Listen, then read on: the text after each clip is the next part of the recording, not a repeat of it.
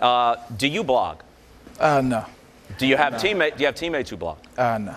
Do you follow it though? Do you ever check what's on the web? How do you get your sports news? I would be lying if I said I didn't. You look at it from time to time. It's always interesting to see what the fans think about you, what they're saying in your own city for most parts. And sometimes you get some good things, sometimes you get some bad things. But really, it just keeps you. For me, it keeps me level. It keeps me humble. No matter what I'm doing, if I'm balling, if I'm not balling, they're honest. Oh, we don't like Braylon, he's doing this. Oh, well, we do like Braylon, he's doing that. So you check it just to see what the fans are thinking about you. So you take some value from it? A little bit. I mean, you don't want to take too much from it because at the end of the day, it's just the fans on there. But do younger people take it with more of a grain of salt because they grew up with it and take it less literally than perhaps Buzz does or I do?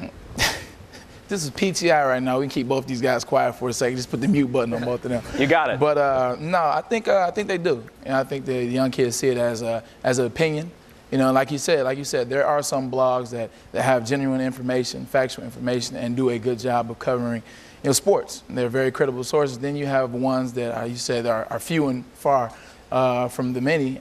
They talk about nothing. They talk about opinions. They're very animated. They're very perceptional. I actually saw the piece. I'm watching the piece, and they have the Matt Leinart deal with him showing him at a house party. And this. You have a problem with that, fellow NFL player? I have a problem with that because I think that was unfair to Matt. Here he is at a house party, and they're asking. The general headline is Matt Leinart working hard enough in the off season? It doesn't say what day this party took place. This could have been a Friday, could have been a Saturday. It doesn't talk about what he did from Monday to Friday. Second of all, he's at his house. This is his house. Do you make distinctions? Would you go through somebody's garbage? Or if someone said, I would not go through someone's garbage. But suppose someone went through someone's garbage and obtained something that was interesting by someone's lights or incriminating. Would you run it? Well, I mean, I think obviously this is a case-by-case thing, but if someone actually, realize these things aren't actually in anyone's garbage, they're on their Facebook page, they're on their MySpace page. Like, realize a lot of these things are put together. And I mean, Braylon, have you ever actually had like paparazzi after you? Have you ever like walked out after a game and all of a sudden you're like a Hollywood star and there are paparazzi all over you? No, because nowadays they have cell phones. You don't have to just be flashed and just look out there. Now you can sneak pics on the camera phone. We can't go anywhere without watching ourselves, which we're supposed to do anyway. But there's a certain level of fun you can have. Now, are we doing anything different than athletes did in the 60s and the 70s? Not at all. We're doing the same things they did, but now you have internet, you have Deadspin, you have camera phones, where it's crazy now, so we have to really watch ourselves, and perception is reality. And you see this picture of Matt Leinart, it's like, all these guys are just high-paid partiers, and this is not the case.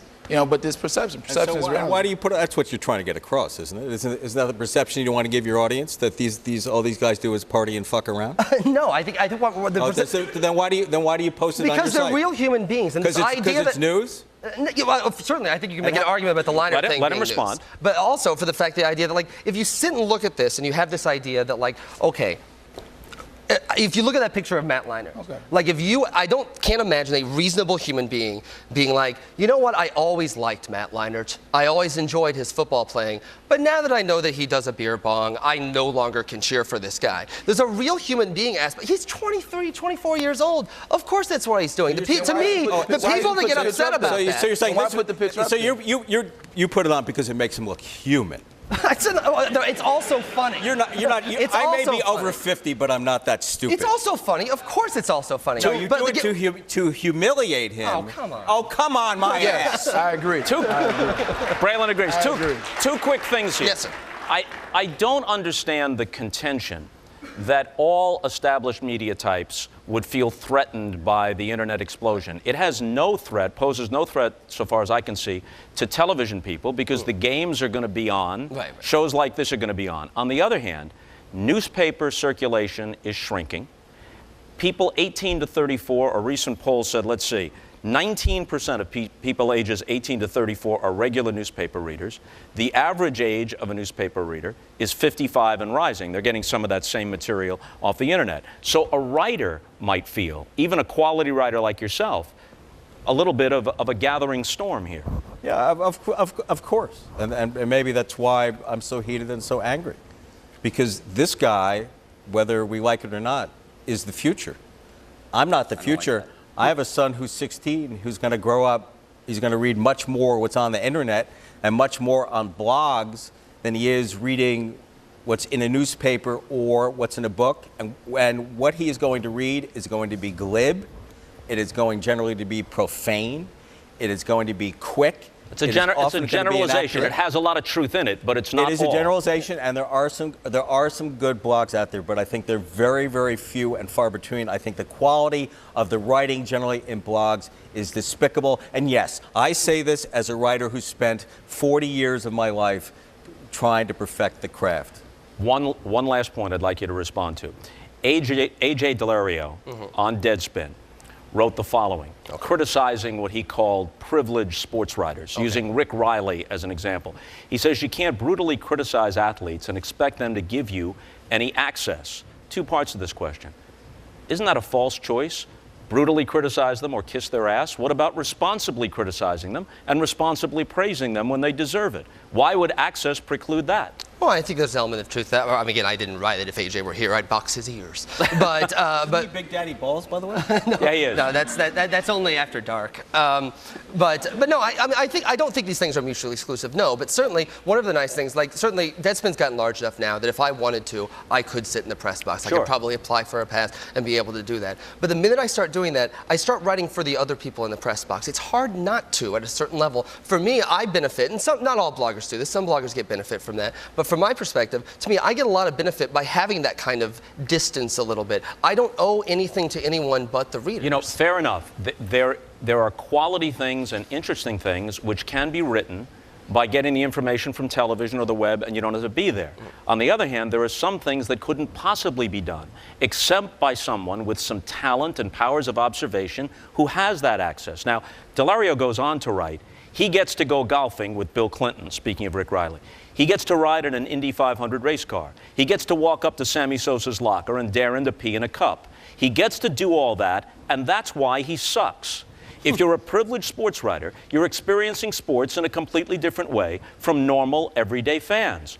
Well, yeah, and Woodward and Bernstein experienced Watergate differently than average citizens, and thus informed them. Ernie Pyle experienced World War II differently. Right. Jim Nance experiences the Masters differently. The question is, how well do they communicate it to you? Of course, and I don't think anyone is saying get rid of all sports writers and get rid of all television. I'm saying that these things can complement each other. There's never been a post on Deadspin where I'm like, okay, the goal of this site is to get every sports writer fired. Like, there's so much value. Of course, listen, I'm 32. I'm old enough to actually remember newspapers and love them and grew up with them and waiting all night to have my first article posted in a newspaper.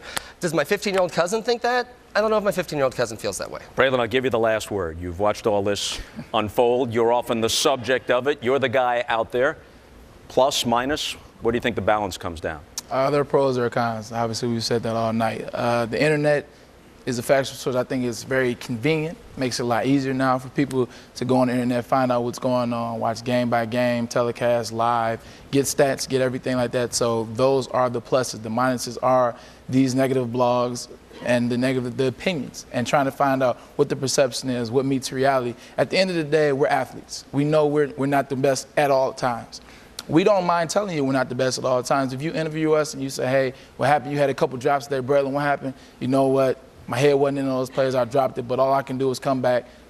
But if you're just spewing venom online, just making up all kinds of things, or just give me your opinion and then give me a chance to respond to it, that's BS. I won't take his general cursing. You ever run into someone who you've defamed and then you say, hey, he or she isn't so bad. I feel bad about what I wrote. Well, I would make issue whether I've defamed someone, but certainly I've met people that I've written about before, and the vast majority of the people do have a good sense of humor about it. Some don't. I'll give you a few seconds for the last word. A few. Well, you know, what you're saying, you're sort of like Jimmy Olsen on Percocet. I mean, it sort of strikes me that you say you don't want to be in the press box because the facts will get in the way. You know, actually, the reason there is a press box is because you have a certain vantage point of the game. And what it seems to me, what you're saying is, I don't want facts. I don't want facts inhibit me. Facts get in my way. So I'm going to sit in my little room and I'm going to give this nebulous fan's voice. And I just don't know where you're coming from, except that I think you are perpetuating the future, and I think the future in the hands of guys like you is really, really going to dumb us down to a degree that I don't know we can recover from. That has to be the end. I think